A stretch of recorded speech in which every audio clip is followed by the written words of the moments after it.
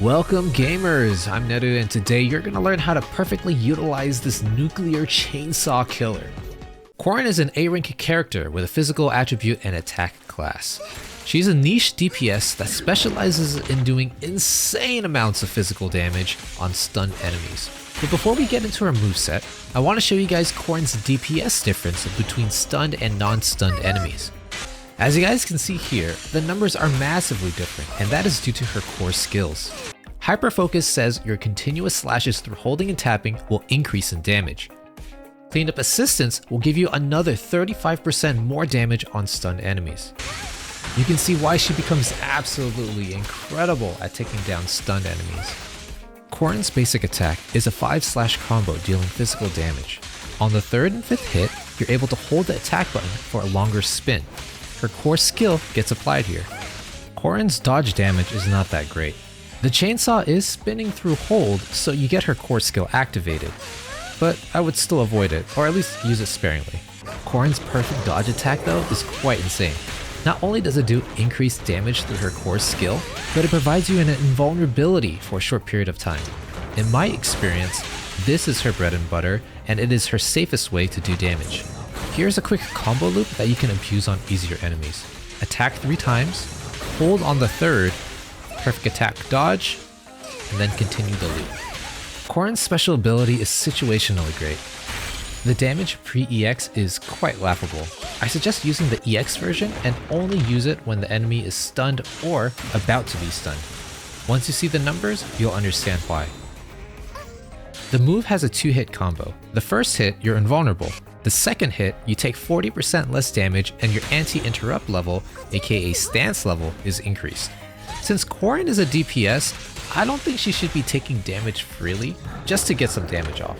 Now this could change if you have a sustained character or a shield character like Ben, but I think generally it's best not to use this move unless it's safe. Corin's ult is absolutely nuclear. She has massive damage multipliers on her physical slashes and total invulnerability while in a roll. Remember to hold your attack button near the end because it is a holdable spin, and yes, you are invulnerable while spinning and you do get the core skill bonus as well.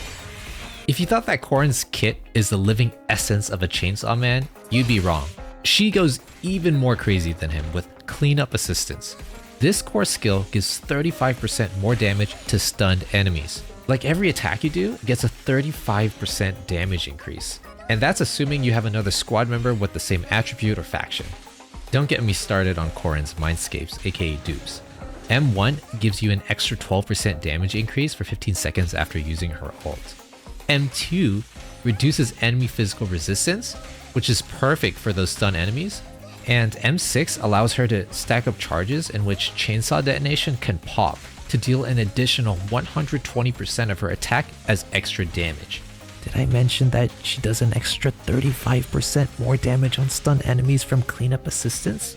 She is pretty incredible, but there are some caveats we need to talk about. First, she struggles on multiple enemies, especially the ranged mobs.